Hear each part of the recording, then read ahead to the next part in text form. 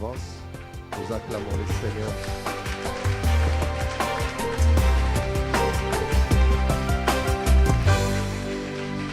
Alléluia. Est-ce qu'on peut acclamer le Seigneur là où on est? Aujourd'hui, c'est le 23 septembre. Alors là où vous êtes, faites un exercice. Saluez 23 personnes. À votre gauche et à votre droite. Vous pouvez même bouger.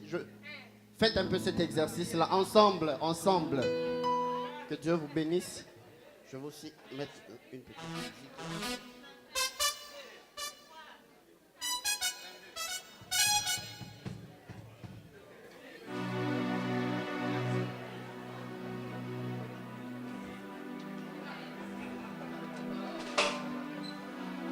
Si vous n'êtes pas encore arrivé à 23, c'est qu'il vous manque encore 2 ou 3 personnes.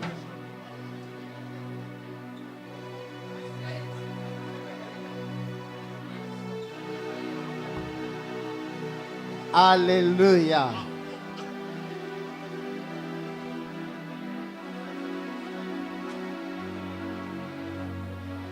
Est-ce qu'on peut pousser maintenant des cris de joie et acclamer pour le Seigneur de gloire? Je pensais qu'on allait acclamer très fort. Je pensais qu'on acclamerait plus fort que ça. Alléluia, alléluia. Nous pouvons nous rasseoir, bien-aimés. Nous te rendons la gloire, Seigneur Dieu Tout-Puissant, et nous te prions. Dans les quelques minutes qui nous sont imparties, nous prions, Éternel, que ta présence se révèle et se manifeste parmi nous. Précieux Saint-Esprit, combien nous avons besoin de toi. Dans ces moments-ci, dans les quelques minutes que nous avons besoin de ta présence. Et je viens te prier que tu grandisses et que je diminue. Glorifie ton Saint-Nom, Père, et fais-nous beaucoup de bien en ce jour. Au nom de Jésus. Amen. Alors pour y aller rapidement, je voulais dire merci au Seigneur parce que je suis là ce soir et que le pasteur m'a accordé la grâce de pouvoir nous parler. Et merci au prophète Daniel et à maman. Je ne la vois pas, je l'ai vue seulement hier. Que Dieu vous bénisse, maman. Merci à mon père spirituel, le prophète Joe Grace. Plusieurs personnes voient seulement lui mon frère biologique, mais c'est lui qui m'a amené au Seigneur, c'est lui qui m'a donné les ABC dans la foi, dans le ministère. À un moment, quand il allait, il faisait des services, il prophétisait, je l'accompagnais. Quand je le considérais comme grand frère, je n'ai pas bénéficié de la grâce. Mais quand je l'ai pris comme père, la grâce a commencé à couler. Je crois que Dieu nous fera beaucoup de bien. Merci à vous aussi qui êtes là ce soir. Que le Seigneur vous bénisse abondamment. Sans plus tarder, j'aimerais qu'on prenne nos Bibles dans Luc chapitre 10. Je ne serai pas long, je parlerai peut-être pendant 15 à 20 minutes. Mais j'aimerais que tu retiennes quelque chose de tout ce qui va se passer en ce lieu. Amen. Luc chapitre 10, je vais lire de 30 à 35. Et puis pour ceux qui écrivent, je vais aussi prendre Joël chapitre 2. Je prendrai juste le verset 25 et le verset 26. Alors je lis Luc chapitre 10, versets 30 à 35. La Bible déclare et dit: Jésus reprit la parole et dit: un homme descendait de Jérusalem à Jéricho. Il tomba au milieu des brigands qui le dépouillèrent, le chargèrent de coups et s'en allèrent, le laissant à demi-mort. Un sacrificateur qui par hasard descendait par le même chemin, ayant vu cet homme, passa outre. Un lévite qui arriva aussi dans ce lieu, l'ayant vu, passa outre. Mais un samaritain qui voyageait, étant venu là, fut ému de compassion lorsqu'il le vit. Il s'approcha et banda ses plaies en y versant de l'huile et du vin. Puis il le mit sur sa propre monture, le conduisit à une hôtellerie et prit soin de lui. Le lendemain, il tira 2 deniers, les donna à l'autre et dit: aie soin de lui. Et ce que tu dépenseras de plus, je te le rendrai à mon retour. Le deuxième passage, c'est Joël chapitre 2. Joël 2 à partir du 25e verset. J'aimerais qu'on le lise ensemble. Chacun peut le lire dans sa version, en français, en anglais, en lingala, s'il y a une version lingala franc ce soir. Joël chapitre 2, verset 25 et verset 26. On peut y aller ensemble. 1, 2, 3. Je vous remplacerai les années qu'ont dévoré la sauterelle, le gélec, le asile et le gazam, ma grande armée que j'ai envoyée contre vous. Vous mangerez et vous vous rassasierez, et vous célébrerez le nom de l'Éternel, votre Dieu, qui aura fait pour vous des prodiges. Et mon peuple ne sera plus jamais dans la confusion. J'aimerais que tu tiennes la main de ton voisin, que tu lui dises, voisin, ta vie ne sera plus jamais dans la confusion. Regarde, si tu vois que ton voisin de gauche, à droite, je te parle comme prophète, ta vie ne sera plus jamais dans la confusion. J'aimerais que tu puisses encore monter, que tu lui donnes un message de gloire en lui disant, Dieu va restaurer les années perdues. Ce soir, ne me prends pas juste comme un prédicateur, mais prends ce message comme une parole prophétique. Dieu va remplacer les années qui ont été perdues dans ta vie. Ce soir, alors que je suis venu, même quand je priais pour ces assises, le Seigneur m'a dit, l'église ici va commencer à vivre la restauration divine, et plusieurs personnes dont les vies ont été détruites par l'ennemi, Dieu va commencer à restaurer les années perdues. Je parle à quelqu'un qui va commencer à vivre la restauration à tout point de vue. Si c'est de toi qu'il s'agit, je vais entendre un amen de gloire. Nous avons un Dieu qui ne laisse pas les années passer seulement comme ça. Des fois nous pleurons, nous nous disons, Seigneur, j'ai raté telle opportunité. Seigneur, j'attendais telle porte, mais ça ne s'est pas ouvert. Ce soir, je viens te parler d'un Dieu. Non pas d'un Dieu qui oublie les promesses qu'il a faites, mais un Dieu qui est fidèle à tout ce qu'il t'a dit. Même si tu n'as pas encore vu, tu n'as pas encore touché, même si le temps est passé, tu n'as pas encore saisi. Je viens te parler de ce Dieu qui peut restaurer les années qui ont été dévorées. Alors dans le passage de Luc chapitre 10 que nous avons lu, la Bible nous parle d'un voyageur. Il quittait Jérusalem pour aller à Jéricho. Il avait un rêve, il avait une vision, il avait des projets. Comme aujourd'hui, tu es venu de loin de la maison pour venir ici parce que tu t'attends à Dieu. Alors ce voyageur quittait Jérusalem pour aller à Jéricho. Sûrement qu'il voulait peut-être aller faire des affaires, aller faire quelque chose. Mais avant qu'il n'arrive à Jéricho, alors qu'il était encore en chemin vers Jéricho, la Bible dit, des brigands sont venus. Ils l'ont frappé. Ils lui ont tout pris.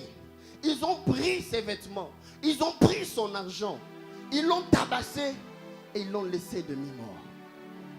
Je viens parler à quelqu'un ce soir à qui Dieu a fait une promesse. Il t'a dit que tu partirais d'un point A vers un point B.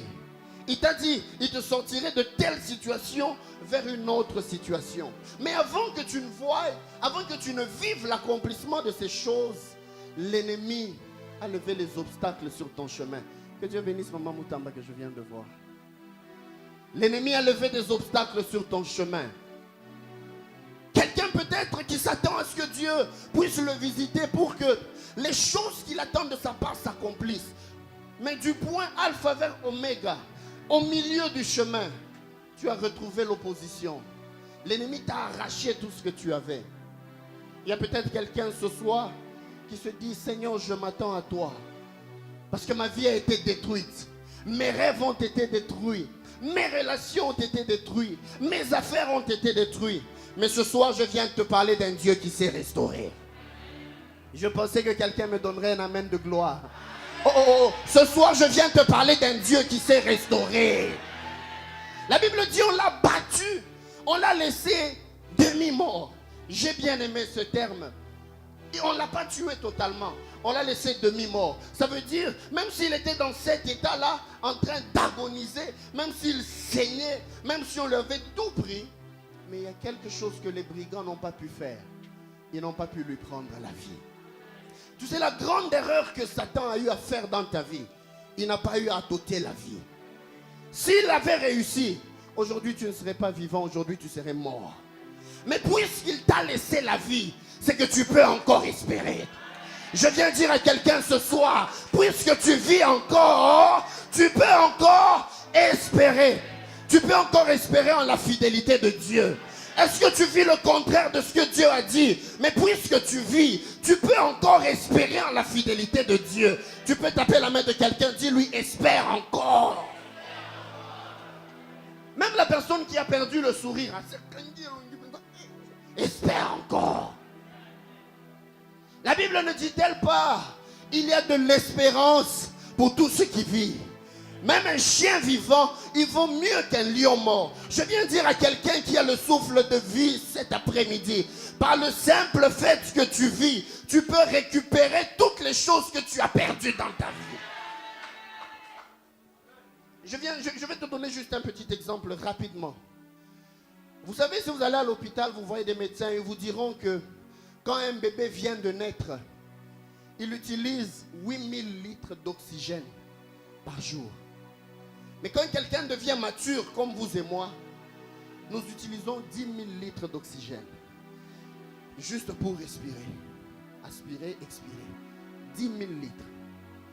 Une fois, je suis allé à l'hôpital Ngaliema, j'étais juste curieux. Ngaliema, pour ceux qui sont de Kinshasa. Et on me dirait que 1 litre d'oxygène coûtait $20 en son temps. Avant Batia TVA. Parce qu'avec la TVA, on ne sait pas. Et avec le franc congolais qui est déprécié, c'était $20 le litre. Et après 4 heures, si on met quelqu'un sous oxygène, après 4 ou 5 heures, on devait encore changer. Essaye de faire un calcul rapide. Dieu te donne chaque jour 10 000 litres d'oxygène gratuitement. Fais $20 fois 10 000. Tu te rendras compte que l'investissement de Dieu dans ta vie, juste pour que tu puisses respirer du matin au soir, c'est $200 000. Si Dieu, juste pour que tu vives, que tu respires, il investit la valeur de $200 000, est-ce qu'il peut ne pas te donner une maison si tu la lui demandes? Je viens dire à quelqu'un, si tu vis encore, tu peux espérer. Je me demande si aujourd'hui le Seigneur venait seulement ici, il nous donne seulement la facture. Je crois que je suis le plus jeune, je paierai la plus petite facture. Je crois que les gens qui sont plus grands, je ne sais même pas si vous allez trouver l'argent. $200 000 par jour, ça vous fait des milliards et des milliards. Mais il nous l'a donné gratuitement. Il veut nous dire, la chose qui coûte beaucoup, il nous la donne gratuitement. Pour te dire à toi et moi qu'il peut subvenir à tes besoins selon sa puissance et selon l'immensité de sa grandeur. Est-ce que je peux entendre un amen de gloire? Alors écoutez, je suis en train d'aller vers la fin. Ce voyageur-là, on l'a tapé, on l'a tabassé, on l'a laissé à demi-mort. Vous savez que en ce temps-là, Israël était divisé. Divisé en 2 royaumes. Il y avait le royaume de Juda, avec comme capitale Jérusalem. Et il y avait le royaume d'Israël, avec comme capitale Samarie. Juste après Salomon, au temps de Roboam et Jéroboam, Israël s'est scindé. Et ces 2 peuples ne s'entendaient pas. C'est comme ça que vous lirez dans Jean 4, quand la femme samaritaine voit Jésus, elle lui dit, vous les Juifs et nous les Samaritains, on ne s'entend pas. Alors Jéricho faisait partie d'une des villes du côté du royaume d'Israël, du côté des Samaritains. Et cet homme, il quittait Jérusalem pour aller à Jéricho. C'est comme quelqu'un qui quittait d'une ville pour aller dans une ville des ennemis. Mais en cours de route, on l'a tabassé, on lui a tout pris. La Bible donne une précision. La Bible dit un sacrificateur. Les sacrificateurs travaillaient dans le temple, ça veut dire à Jérusalem. Il passait par là. Il l'a regardé, il est parti. Un lévite, il est passé par là. Les lévites travaillaient aussi dans le temple. Donc, ceux qui venaient du côté de Jérusalem, comme le voyageur qui venait aussi de Jérusalem, ils ne l'ont pas aidé. Mais Dieu a suscité le secours du côté des Samaritains, du côté des ennemis. Je viens dire à quelqu'un comme un prophète, Dieu te surprendra du côté où tu t'attends le moins. Tu as raté une bonne occasion de me dire amen. Peut-être que tu attends que ce soit ton frère, que ce soit ta soeur, tu attends que ce soit ton père ou ta mère ou quelqu'un de ta famille qui puisse t'aider à aller de l'avant. Mais je viens te dire, Dieu va te surprendre du côté où tu t'attends le moins. Alors je viens annoncer à quelqu'un que ce séminaire est un séminaire de surprises. Aïe, aïe, aïe, aïe, aïe, aïe. Ce séminaire est un séminaire de surprises. Je viens te dire que même avant que nous finissions, Dieu va te surprendre. Il te surprendra du côté où tu t'attends le moins. Alors que tu attends que la bénédiction vienne de la gauche, la droite va bouger. Alors que tu attends chez quelqu'un qui est devant toi, quelqu'un d'inattendu va venir. Des miracles, des surprises agréables. Mais du côté où tu t'attends le moins. Bah miracle au Canana nouté. Que le Seigneur l'accomplisse pour toi au nom de Jésus. Et vous savez quoi? Quand le Samaritain est venu, malgré que le sacrificateur l'a laissé, malgré que le Lévite l'a laissé, Dieu, puisqu'il était fidèle, puisqu'il savait que cet homme allait accomplir un rêve, il a appelé le secours du côté où on ne s'attendait pas. J'aimerais dire à quelqu'un, tu quittes de Jérusalem pour Samarie, ton voyage s'est arrêté en route, mais je viens te dire, tu arriveras jusqu'à ta destination. Tu arriveras jusqu'à destination. Qui a dit que tu ne te marieras pas? Ils ont pris les samedis, mais ils n'ont pas pris tous les samedis du calendrier. Ton samedi à toi, il t'attend. Ils ont signé tous les contrats, sauf ton contrat à toi. Vous savez quoi? La présence de Dieu nous donne même des fruits inattendus. Vous savez, les gens étaient en train de contester contre Aaron et Moïse. Ils étaient en train de dire, est-ce que Dieu parle seulement par eux? Alors que Moïse avait mal. Dieu lui a dit, Moïse, elle quand on reçoit la terre, dis à tous les princes, ils vont prendre leur verge, ils vont mettre ça dans ma présence. La verge qui fleurira, c'est celle-là que je choisis. Vous savez quoi? Ils ont pris les 12 verges, ils les ont mis dans la présence de Dieu. Le lendemain, quand ils sont venus, la Bible dit la verge d'Aaron, elle avait fleuri, elle a produit des boutons, elle a sorti des feuilles et des fleurs. Et la Bible dit, elle a mûri des amandes. L'Obinango, Dieu avait dit, la verge qui fleurira. Mais le lendemain, la verge n'avait pas seulement fleuri, elle a même produit des fruits. Pourquoi? Parce que nous servons un Dieu du bonus. Je viens dire à quelqu'un, Dieu te bénira avec bonus. Oh oh, est-ce que je parle à quelqu'un ce soir? Est-ce que je parle à quelqu'un ce soir? Dieu te bénira avec bonus. La verge d'Aaron a fleuri en une seule nuit. Les gens qui parlaient contre toi, Dieu leur fermera la bouche. Et il va fermer leur bouche en te donnant au-delà de ce que tu as demandé. Écoutez, la verge d'Aaron a fleuri. C'est là que ça m'a troublé. C'était dans le désert. Ce n'était pas planté. La verge d'Aaron n'avait pas de racines. La verge d'Aaron n'avait pas de sève. Mais la présence de Dieu a fait que ça produise des fruits.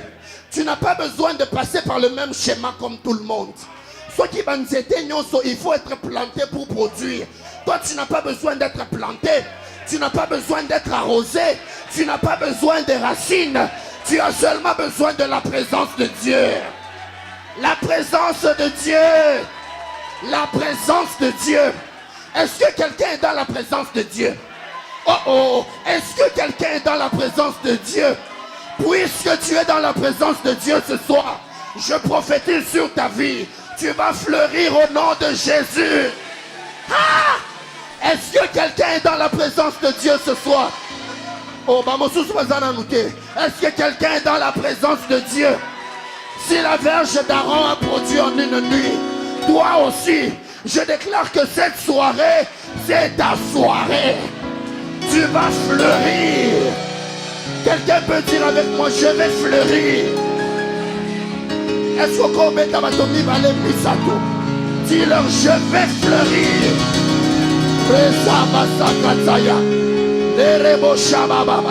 Est-ce que je peux entendre un alléluia? Je vais fleurir. Dis-leur encore, je vais fleurir. Et vous savez ce qui s'est passé? La verge d'Aaron a produit des amandes. Comme pour dire, c'était un amandier. Tous ces jours, Aaron avait un bâton. On voyait un bâton. Mais quand ça fleurit dans la présence de Dieu, on a découvert, et bien ici, l'identité de l'arbre s'est révélée dans la présence de Dieu. Il y a quelqu'un qui vient à l'église Emmanuel Church. Tu tu es un simple bâton. Quand les gens te regardent, ils disent c'est un simple frère, c'est une simple sœur. Mais écoute-moi, la présence de Dieu va te faire fleurir. Et par la qualité des fruits, les gens découvriront ton identité. Par la qualité de tes fruits, les gens découvriront ton identité. Est-ce que tu peux dire à ton voisin, dans peu de temps, mon identité va se révéler. Les gens te voyaient comme un simple arbre, mais ils vont découvrir que tu es un amandier. Prophète, c'est là que ça me trouble, parce que c'est un amandier. Vous savez pourquoi? Parce que les amandiers, pour que ça produise les premiers fruits, on plante. Et quand l'amandier commence à grandir, c'est seulement après 3 ans à 4 ans que les premiers fruits sortent. Et quand les amandes sortent, il faut entre 3 mois et 6 mois pour que les amandiers puissent grandir et devenir mûrs. Donc si on prend 3 à 4 ans, mettons au milieu 3 ans et demi, à peu près 6 mois aussi. Donc il faut au moins 4 ans pour qu'un amandier qui est planté produise les premiers fruits. Mais là où il a fallu 4 ans pour les autres amandiers, la verge d'Aaron a produit en une nuit. Oh oh, est-ce que je parle à quelqu'un? Là où les autres ont produit après 4 ans, toi tu produiras après une seule nuit.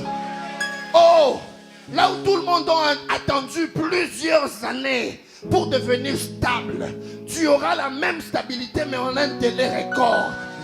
Dieu te donne l'accélération. Et ce soir je viens prophétiser sur quelqu'un que le Seigneur te donne l'accélération au nom de Jésus. Que Dieu te donne l'accélération au nom de Jésus.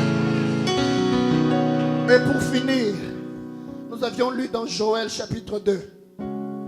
Je ne sais pas pourquoi j'entends le nom de Maggie. Maggie est là. Maggie. C'est vous. Il y a combien de Maggie? C'est seulement vous. C'est la seule Maggie qu'il y a. Avec le bébé Maggie, il y a 2 Maggie. Je vais y arriver. Dans Joël chapitre 2, 25 et 26, le Seigneur dit: je vous restaurerai les années comme dévoré, la sauterelle, le gélec, le asile et le gazam. Dans d'autres versions, on dit: je vous remplacerai. Quelqu'un dit avec moi remplacer. Quand on parle de remplacer, le terme hébreu qui est utilisé là, c'est shalom. Dis avec moi shalom. Shalom, c'est comme vous l'entendez, S-H-A-L-A-M. Shalom est dérivé de shalom. Shalom veut dire signer un accord de paix. Quand Dieu dit: je vous remplacerai les années qui ont été dévorées, shalom signifie 3 choses actuellement. La première des choses veut dire signer un accord de paix. Ça veut dire: je t'ai fait attendre pendant longtemps, mais je viens maintenant signer avec toi un accord pour que je te donne tout ce qui va contribuer à ta paix. Donc quand le Seigneur dit: je vous remplacerai les années qui ont été dévorées, le Seigneur est en train de dire que je viens dire à quelqu'un ce soir: il a signé un accord, il a juré par sa fidélité de te donner tout ce qui va contribuer à ta paix. Et shalom s'écrit avec 3 lettres. Je ne vais pas entrer dans les détails de l'hébreu. La première lettre c'est Shin, le symbole des dents. Ça parle de détruire. La deuxième lettre c'est le L, la med, qui veut dire le bâton de direction. Et la troisième et dernière lettre, même, le M, veut dire de l'eau ou agrandir. En d'autres termes, la paix ou shalom veut dire le Seigneur détruit tout ce qui a mené l'amertume dans ta vie. Et il t'amène sur une direction qui va te sécuriser et qui va t'agrandir. C'est ça, shalom. Donc quand vous parlez à un hébreu, à un israélite, vous lui dites shalom, il comprend que vous êtes en train de lui dire: Dieu détruira tout ce qui était source d'amertume et il te dirigera sur un chemin qui va te stabiliser et t'agrandir.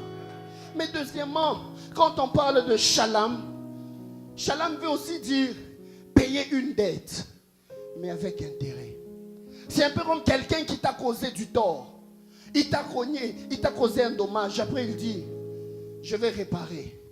Ça sera une situation de dommage et intérêt. Alors le Seigneur dit, puisque je t'ai fait des promesses, mais l'ennemi est venu, il a dévoré les années que je t'avais accordées.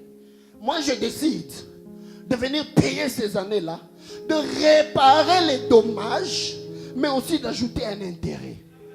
Mais troisièmement, Shalom veut dire donner quelque chose avec bonus. Je viens parler à quelqu'un que le Seigneur te donnera avec bonus. Tu as raté une occasion de me donner amen, de me dire un amen de gloire. Le Seigneur te donnera, mais avec bonus. Maman, vous pouvez vous tenir debout, je clôture par là. Vous pouvez juste vous tenir debout, maman. Vous allez bien. Très bien, je peux vous serrer la main. Que Dieu vous bénisse, maman. Maman Maggie, vous avez quel âge, maman? Dis-moi à l'oreille. Hein? Ok. Vous avez entendu ce que vous m'avez dit là? Je peux vous parler? Vous me permettez de vous parler? Vous savez ce que vous venez de me souffler à l'oreille, hein? C'est seulement vous et moi qui savons. Le Seigneur m'a fait voir le chiffre 3. Je demande à Dieu, pourquoi tu m'as fait voir le chiffre 3? Il me dit, à partir de l'année où nous sommes, recule de 3 ans. Je me suis mis à reculer de 2017, 2016, 2015 et puis je tombe à 2014. Vous êtes en train de passer d'une année pour aller à l'année où vous avez perdu quelqu'un de cher. J'entends Léonard. Vous me suivez? Vous savez de quoi je parle? Vous me comprenez? J'ai vu qu'on avait mis une ligne rouge. Je ne vais pas parler de l'année comme vous avez parlé en secret. Mais je vois que l'année que vous avez, Léonard est mort à cette année-là plus 1. Vous êtes en train de calculer. Vous calculez? Parce que je vois quelqu'un. Je peux vous parler, maman. Je vois quelqu'un. Je ne vais pas entrer dans les détails. Je vois quelqu'un qui est né le Marebro Sabataïka. Je vois quelqu'un qui est né le 12 novembre d'une certaine année. Mais alors qu'il allait dans une année où il allait avoir 60 ans, avant d'arriver en novembre, quelque chose s'est passé au mois de mai. Are we interacting well? Hein? Au mois de mai, il est mort. De quelle année? 2014.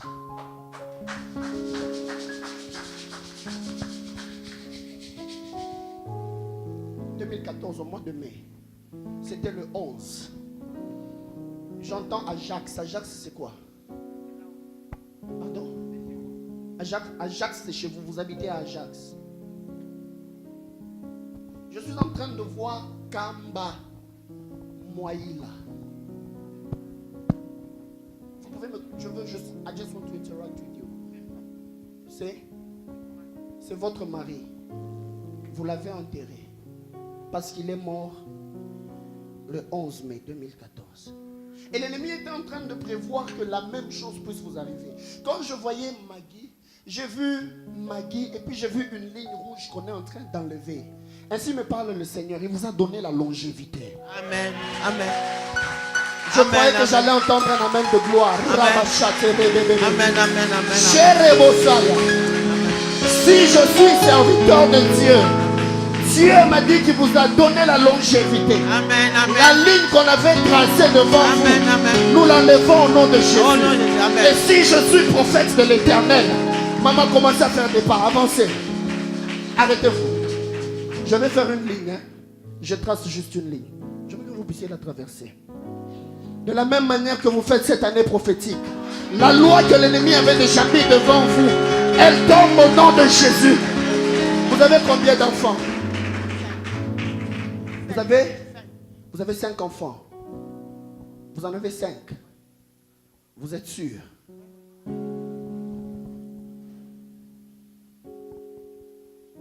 Dites-moi un. Dites-moi un. Un. Yannick.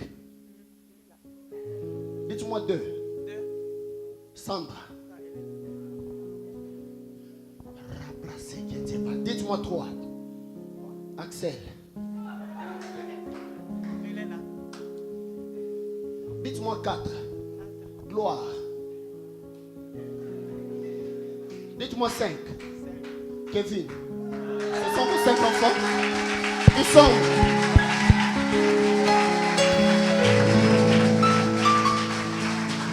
Ils sont où?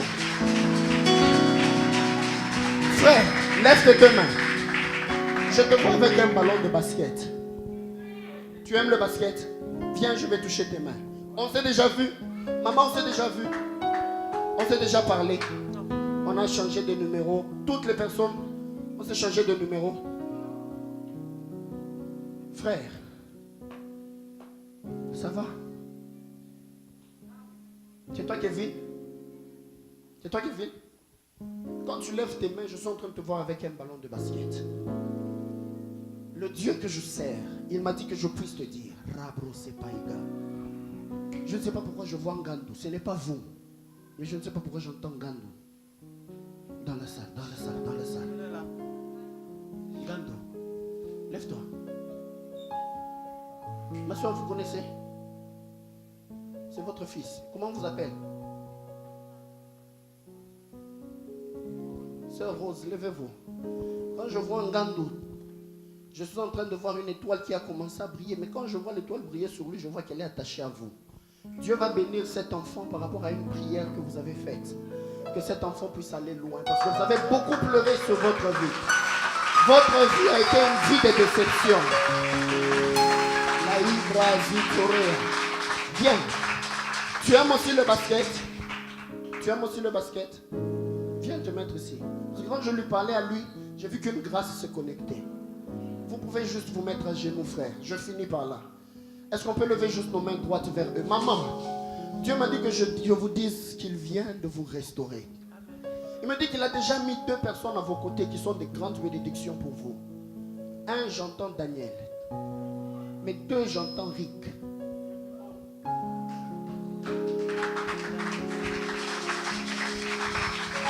Ils sont où? Les beaux-fils. Les beaux-fils. Ce sont les beaux-fils. Dieu me dit, il veut enlever la douleur qu'il y avait. Frère, tu connais Sean? C'est son fils. Hein? C'est son fils. C'est ton fils. Lève-toi. Mandoro Shaba. Est-ce qu'on peut lever nos mains droites vers eux? Seigneur, je prie. Je viens déposer cette onction maintenant. Et je viens déclarer en tant que ton prophète que ta grâce et ta faveur repose sur Kevin, mais repose aussi sur Ngandou. J'ai vu la grâce se connecter. Tu m'as dit, le basket ne sera pas pour eux seulement comme un loisir, mais tu vas permettre qu'ils commencent une carrière. Seigneur, je viens déposer cette bénédiction. De la même manière que le voyageur qui quittait Jérusalem pour Jéricho, son rêve a été réalisé malgré les obstacles. Je viens déclarer et confesser que malgré les obstacles, ils vont accomplir leur rêve. Qu'ils soient bénis au nom de Jésus. Qu'ils soient bénis. Je vous bénis et je déclare que vous irez de l'avant. Vous irez de gloire en gloire au nom de Jésus. Amen. On peut acclamer le Seigneur pour eux. Maman, je veux vous dire une bonne nouvelle. Y a-t-il des gens qui sont nés en 53 ici? Maman, je voulais vous donner une bonne nouvelle. Dieu me dit, ce message est spécialement pour vous. Dieu est en train de restaurer les années qui ont été dévorées. Je vois une étoile quitter de ce lieu, aller jusqu'à Ajax. Comme vous habitez à Ajax. J'ai déjà été là-bas? Non, hein? Mais le Saint-Esprit me transporte jusque-là. Il me dit que je vous dise les années qui ont été dévorées.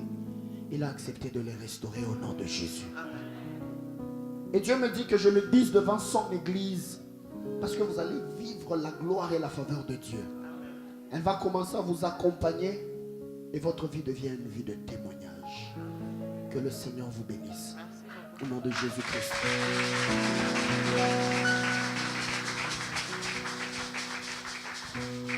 Vous avez combien d'enfants? Vous en avez 2. Vous en avez 2. Vous en avez 2. Vous êtes sûr? Oui.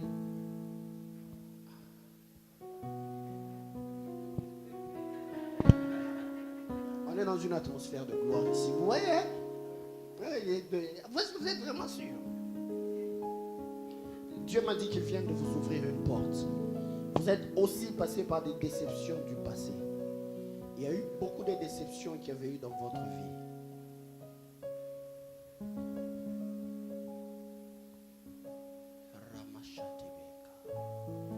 Pourquoi j'entends comme Sean, j'entends comme Kendrick.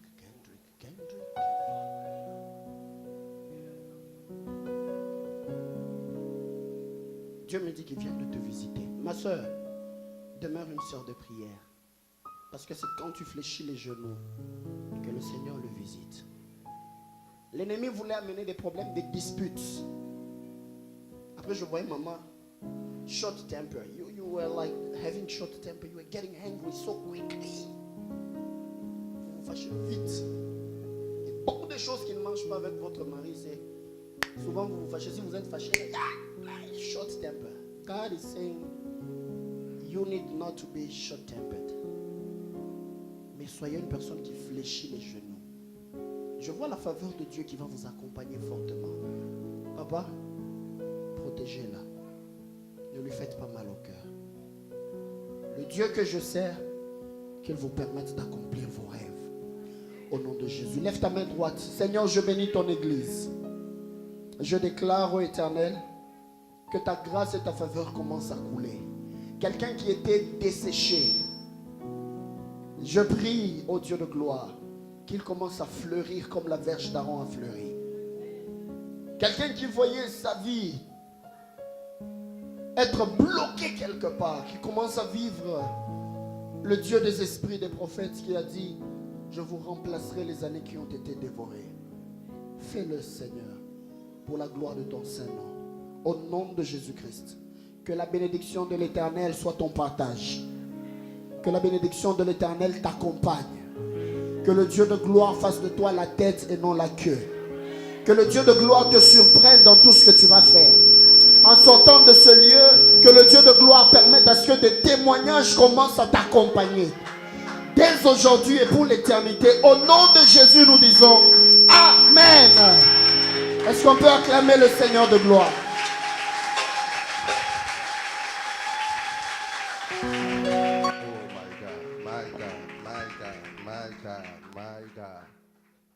Oh. J'ai des chairs d'époux. Alléluia.